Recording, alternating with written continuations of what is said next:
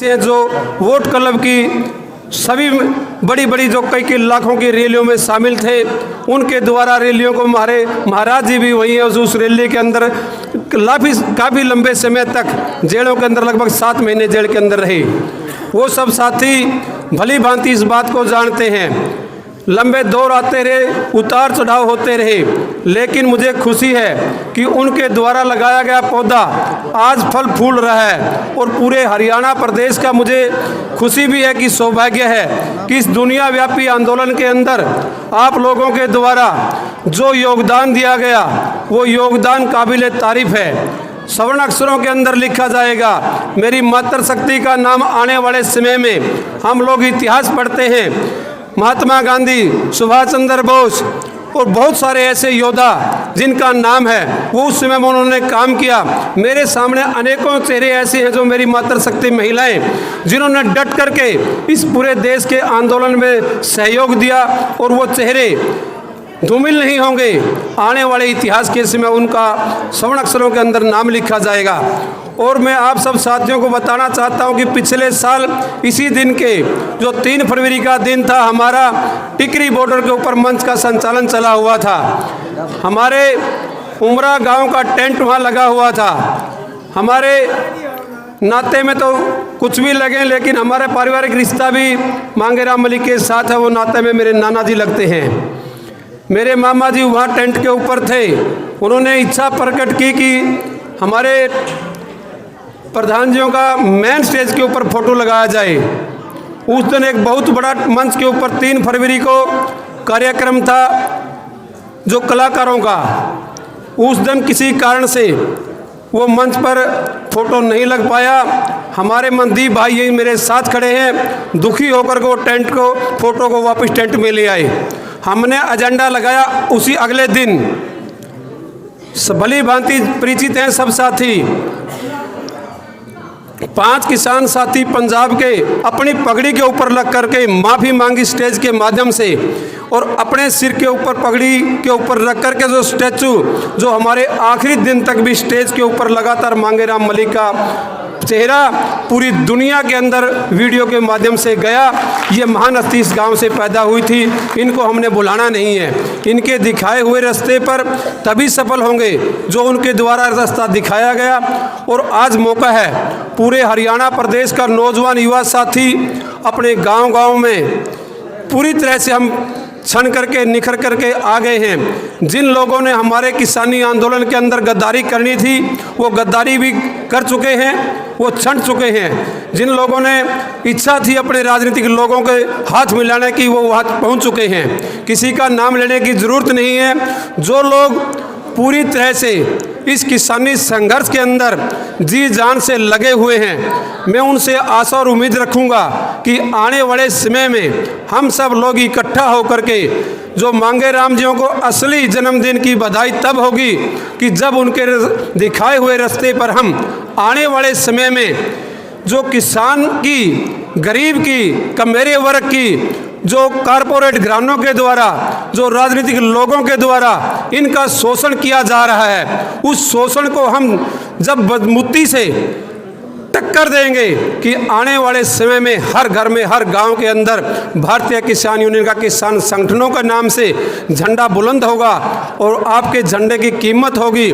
आने वाले समय में कोई भी राजनीतिक पार्टी आप लोगों को आएगी तो जय जवान जय किसान का झूठा नारा 75 वर्षों से लगा रही है। हमने पहचान करनी है कि कौन हमारे हर कौन पराया है। इस बात के लिए आप सब साथी पढ़ लें, चाहे हम संख्या में यहाँ थोड़े बहुत हैं, लेकिन ये वो व्यक्ति हैं, वो चेहरे हैं, वो किसान नेता हैं जो अपने आप को इस किसान आंदोलन के 13 महीने के अंदर तपा करके कोहनूर का हीरा बना चुके हैं। आप सब लोग, आप सब साथी अपने अपने घरों में जाकर के, अपने अपने गांव में, अपने इलाके में, अपने क्षेत्र के अंदर किसान यूनियन के नाम का किसान संगठन जरूर बनाना, और अपना संगठन मजबूत होगा। उदाहरण के तौर पर अगर हम हाँसी इलाके की बात करें, 50 गांव हमारे अंदर हैं। हमारे हर गांव के अंदर 10 व्यक्तियों की हमारी कमेटी होगी, और 50 गाँव की कमेटी हमारे समस्याएं बहुत हैं। 3 कृषि काले कानून, MSP फसल खरीद गारंटी लागू होने के बाद भी हमारी समस्याएं हल नहीं होंगी। किसानों की समस्याएं हर दिन नई पैदा हो रही हैं। जल भराव की समस्या, खाद, नकली बीज, नकली दवाइयाँ, अनेकों ऐसी समस्याएं हैं जो आज आने वाले समय में किसान को लाइन में लगाने का काम किया। अब हमारी फसल बेचने के लिए भी हमने रजिस्ट्रेशन करवाना पड़ रहा है अपनी फसल अपना ब्यौरे के तहत। हर समय मंडी के अंदर भी जब हमारी फसल बिकती है, बैंक में पैसे लेने के लिए हमने लाइन में लगना पड़ता है। इन सभी समस्याओं के लिए आप लोग जागरूक होंगे, इकट्ठे होंगे। हमारी समस्याओं को उदाहरण के तौर पर 50 गाँव के अंदर एक कॉल देंगे, एक टेलीफोन के ऊपर आवाज़ देंगे।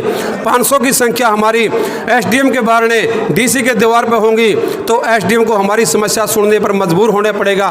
मैं इतना ही आशा रखना हूँ आप सब साथियों से कि मांगे राम जियों की असली जन्मदिन की बधाई तब होगी जब हम सब प्रण लेंगे अपने गांव में, अपने इलाके के अंदर, अपने क्षेत्र के अंदर उनके दिखाए हुए रास्ते पर चलने का हम प्रण लेकर के यहाँ से जाएंगे और अपने संगठन को मजबूत बनाने का काम करेंगे तो ही सच्ची श्रद्धांजलि होगी। नहीं तो हमारे तेल फूकने का कोई फ़ायदा नहीं है, आए और अपनी नेतागिरी करने का कोई फ़ायदा नहीं है, कोई हमारा मकसद नहीं है। उस बात से हमने कोई वास्ता नहीं रखना। मैं पहले कह चुका हूँ, जिन लोगों के अंदर राजनीतिक इच्छा थी वो लोग छंट चुके हैं। आप सब भली भांति जनता सब समझती है, चेहरा सबका पहचानती है, ये जनता शीशा है। किसान साथियों, आप वक्ता बहुत हैं, लंबे समय से बैठे हुए हैं, मौसम खराब है, आप सब साथियों ने जाना है। मेरी आप लोगों से इतनी ही अपील थी। और किसान साथियों, मैं छोटी सी एक जानकारी और देना चाहता हूँ। अगर कोई साथी अभी इस बात से अछूता है, रह गया है, जो आप सब साथियों के द्वारा पूरे हरियाणा प्रदेश के किसान नेताओं के जो संगठन थे उनके द्वारा जो मेरी जिम्मेदारी सरकार से बातचीत के वार्ता के लिए जो हमारे किसान शहीद थे और हमारे फट्टर साथी गंभीर रूप से घायल और जो हमारे ट्रैक्टर के किसानों के अंदर हैं केस जिनों के ऊपर चले हुए थे, उनकी जिम्मेदारी दी गई थी।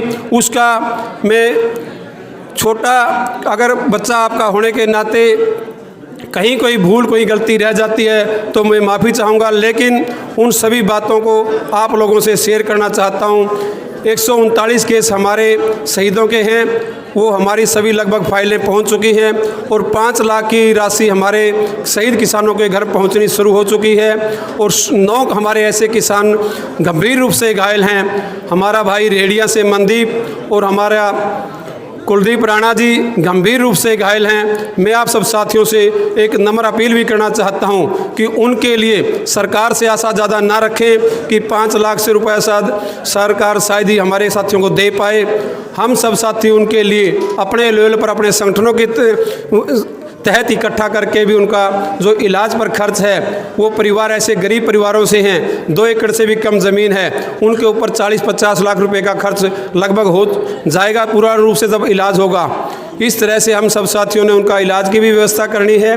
और कोई किसान साथी ऐसा अगर किसी के ऊपर कोई केस अभी भी पेंडिंग है तो वो बता सकता है।